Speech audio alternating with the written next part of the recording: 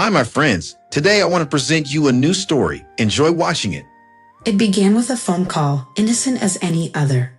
I was folding towels in the laundry room, lavender scented, warm from the dryer, the kind of quiet task I'd done 1,000 times.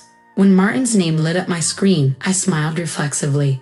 No matter how distant he'd grown, that little flash of his name still tugged at something maternal in me.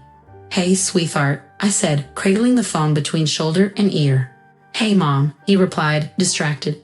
"Just checking in. Louise and I are heading to a bistro her cousin swears by. Paris is expensive, but she's happy."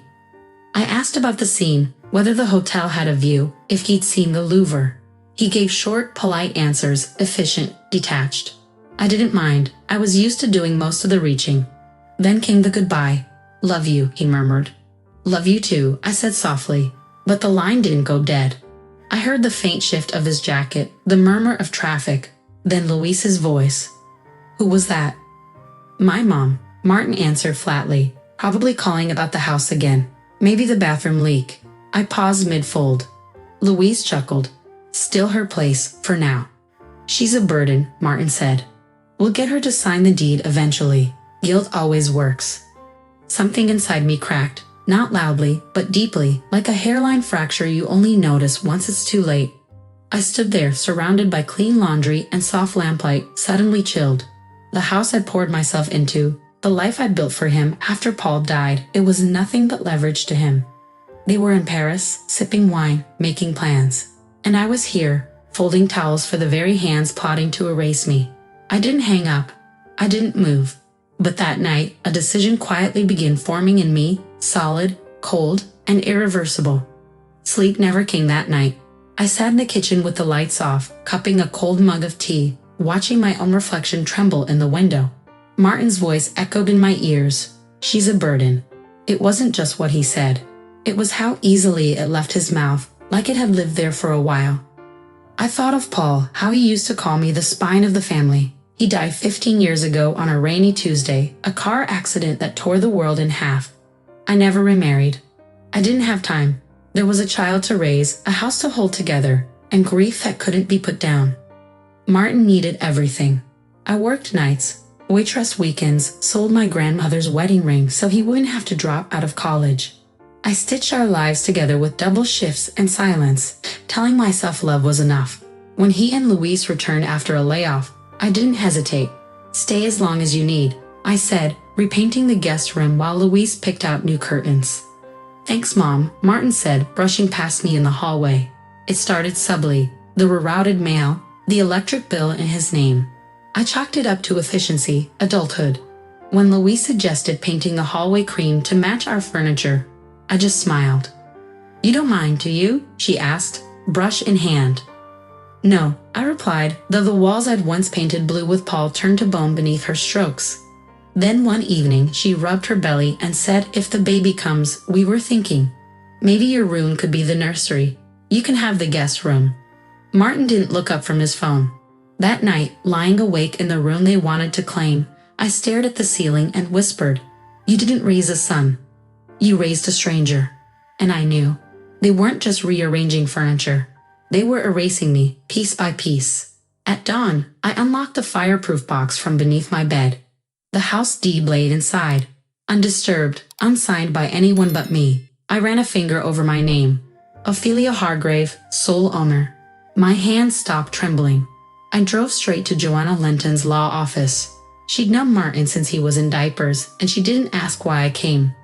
Just poured coffee into her chipped mug and waited. "I need to know," I said, sliding the deed across her desk. "Is this house still legally mine?" She read in silence and looked up. "No co-signers. No liens. It's yours, Ophelia." That was all I needed. "I want to sell it," I said. Quietly, fast. Joanna didn't flinch. "You're certain?" "I'm done waiting for them to bury me in it." Within hours, Marcus, my old realtor, had a buyer lined up. Discreet, cash offer, move-in ready. I packed only what I had brought into the house. Paul's leather chair, my mother's teacups, photo albums, and the journal I used to keep when Martin was small. I left behind everything else, including the bitterness. What was Martin's went into labeled boxes. I rented a storage unit 2 blocks over and gave Joanna the key. The note came last. I stood in the kitchen, my hands steady for the first time in weeks, and placed it where they'd be sure to see it. Surprise. A burden did this. The house has been sold. Your belongings have been moved to storage. The keys to the storage unit are with attorney Joanna Linton. I laid the house keys next to the note. When I turned off the lights, the silence felt different. Not hollow, not heavy, just mine. I locked the front door from the inside and slipped out through the garage. The air outside smelled like rain. As I drove away, I didn't look in the rearview mirror. Let them come home to a hollow victory. Let them see what a burden can do. The voicemail came at noon. Mom, what the hell? Why did you sell the house? Why didn't you ask us if we wanted you to? Did you move? Call me. Now. By evening, Louise messaged from a new number. We need to talk. This isn't funny. Martin is furious. We deserve an explanation. Deserve? I agreed to meet in Wexley Park, a quiet patch of trees where the city forgot to build. I arrived early, sitting on the same old bench where Paul once held Martin in his arms, pointing at the ducks. Now it would host a different kind of moment. They came 15 minutes late, Martin storming ahead, Louise trailing behind with clenched teeth and a too-perfect ponytail. Why? He barked, arms wide. Why would you sell the house? Without telling us? I held up my phone and tapped the screen. His voice poured from the speaker, flat and sharp. Just give it a month, Louise. I'll convince her. Guilt works. She's a burden. She's old. Soft. Martin froze. Louise paled. You recorded us? You forgot to mute your phone, I said calmly.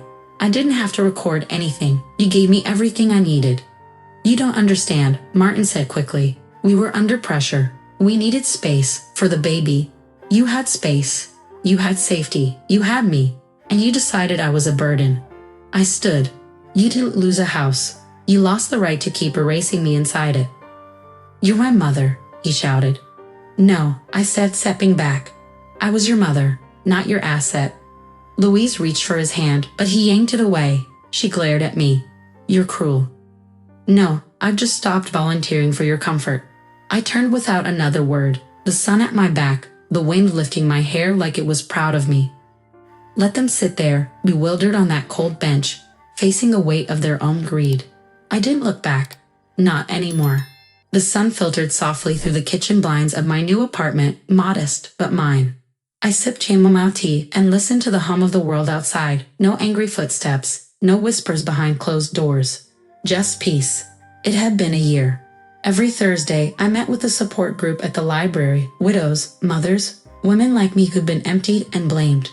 We shared stories over bad coffee and too many tissues, and I started to breathe again. One evening, Carla, a newly divorced teacher, took my hand. You give us hope, Ophelia, she said. You remind me it's never too late to choose ourselves. I smiled. I didn't lose my son, I told her quietly. I lost the illusion of who I thought he was. That's not grief, that's clarity. Later that night, I opened my old journal. There were pages about Martin's first steps, Paul's final days, the echo of loneliness I'd once carried like a second skin. But I turned to a new page. I am not a burden, I wrote. I am the woman who walked away, who let go, who became. And for the first time in decades, I felt free. Not broken, not angry, just whole, exactly as I was always meant to be.